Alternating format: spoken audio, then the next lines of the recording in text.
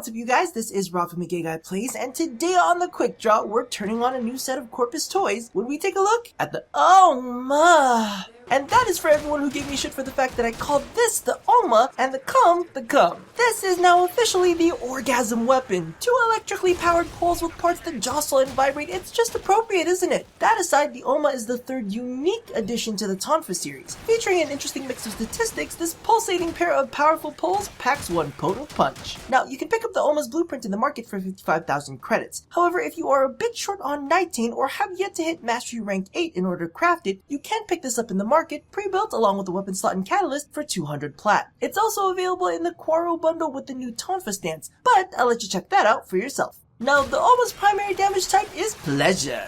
Just kidding, it is electric, which on its own deals bonus damage to machinery and robotic targets, but does suffer against alloyed armor. However, electricity combines into some very potent combos, including corrosive and magnetic. So be sure you're using the appropriate elemental combo in order to deal the optimal amount of damage. Now, straight out of the gate, it has currently got the highest base damage, slide damage, critical chance, and status chance of all Tonfas, which puts it in a really good place. Its high base slide damage combined with its respectable crit multiplier make it perfect for a maiming strike build. However, due to the fact that its base damage is a pure elemental and it has a high status chance and a decent crit chance, also makes it good for a hybrid build. In fact, upon playtesting, combined with the new stance Sovereign Outcast, it does an amazing job at shredding armor and can take out a level 145 bombard fairly quickly, because there is nothing like whacking them with a big vibrating pole to help you strip them down. Its only real downside statistically is its slow base attack speed, but a berserker can ease them into a nice quick pace. Or if you're like me, I just slapped on a Prime Fury because I like the action to come in hard and fast.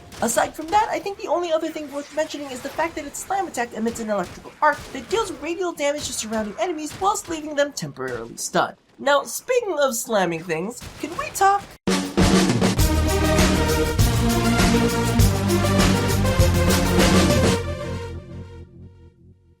Okay, so the more that I think about it, the more DE seems to be the Pornhub of Warframe weapons. You see, when they announced that the Ohma was another set of Tonfas, I was a bit disappointed. To be honest with you, it definitely wasn't my favorite category. However, with a simple swap over to an elemental based damage, alongside 5% more crit and 5% more status chance, and the story is completely different. Using the same build on any of the other Tonfas and you have a lot more trouble taking down the same targets. I mean, if you really think about it, the main difference between standard straight porn and standard gay porn is the sex of one person. And let's be real, the difference between the two is night and day. It's all about these little changes that alter things completely. Toss in a couple slaps and a bit more spanking and now you've got yourself some discipline, while a bit more chest hair and a beard slides you on over to the daddy category. And I don't even want to cover what consuming 2 to 3 bottles of water can do for the basic stuff, but let's just say you're gonna need a new mattress after all that shit. However, the thought does get me a bit excited, because as a veteran, you feel kind of like you've seen it all. But this just reminds me that there is so much room for DE to expand our arsenal. I mean, let's be real, all it takes is a few small tweaks to really change our perspective of things. 1 minute things are hot and heavy, then add a pair of elbow-length black gloves and a set of stirrups, and I gotta go.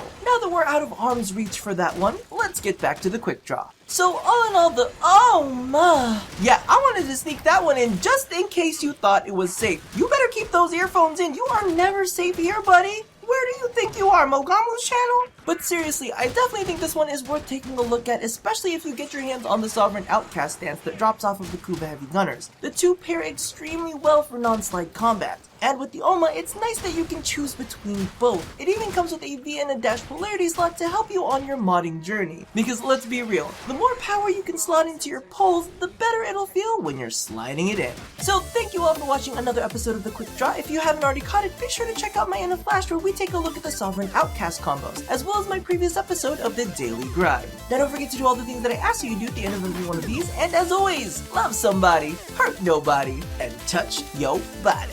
I'll see you guys next time. Bye-bye!